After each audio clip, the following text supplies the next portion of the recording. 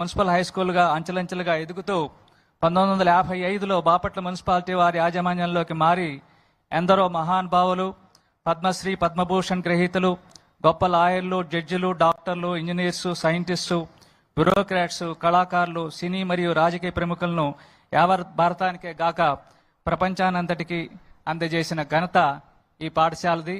అందులో ఒక స్టూడెంట్గా నేను ఇక్కడ ఎదిగి చదవటం అనేటువంటిది నాకు మరీ సంతోషమైన విషయం.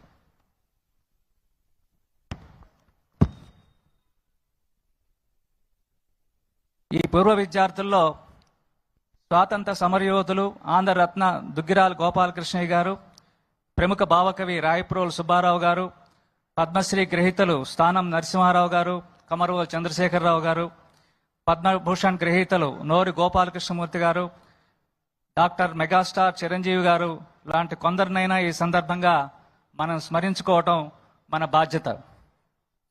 పేరెంట్స్ టీచర్ మీట్, పీటీఎం అంటే తల్లిదండ్రుల ఉపాధ్యాయుల సమావేశం. పిల్లలను పాఠశాలలో ఎలా బాగా అభివృద్ధి చేయాలో ఆలోచన చేయడానికి ఇది ఒక మంచి వేదిక.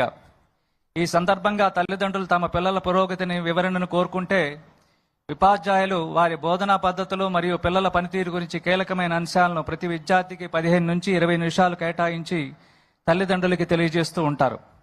విద్యా విధానంలో మనకి తెలిసిన నియమావళి తల్లి, తండ్రి, గురువు, దైవం.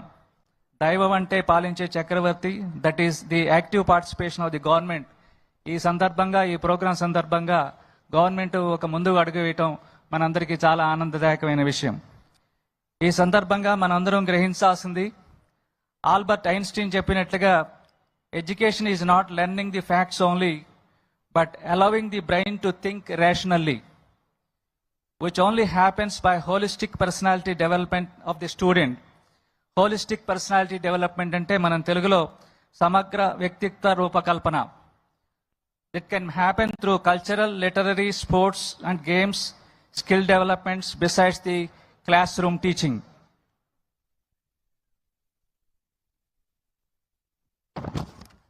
తల్లిదండ్రులు ఉపాధ్యాయుల సమావేశంలో పిల్లలకి ఎక్కువ మార్కులు మాత్రమే తెప్పించే రీడింగ్, రిమెంబరింగ్, రెస్పాండింగ్ కెపాసిటీతో పాటు ఎందుకు, ఏమిటి, ఎలా అనే రీజనింగ్ ఎబిలిటీ, వినయము, విజ్ఞానము, విఘ్నత, సామాజిక స్పందన, బాధ్యత, నలుగురితో కలిసిమెలిసి మెలగటం,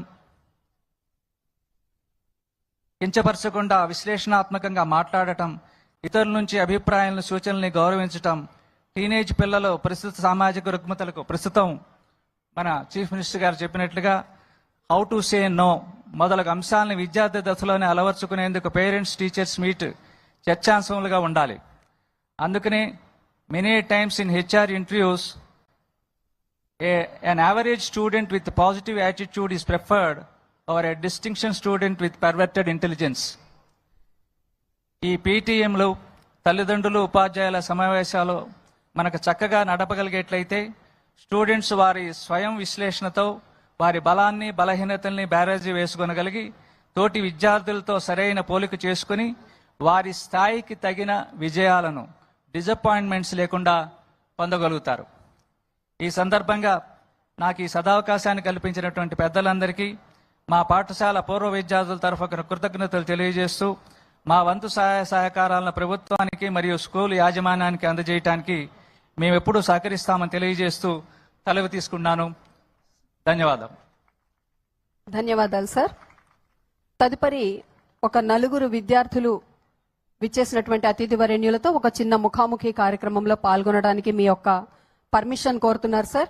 student number 1 Shaik Janu, 9th class A section.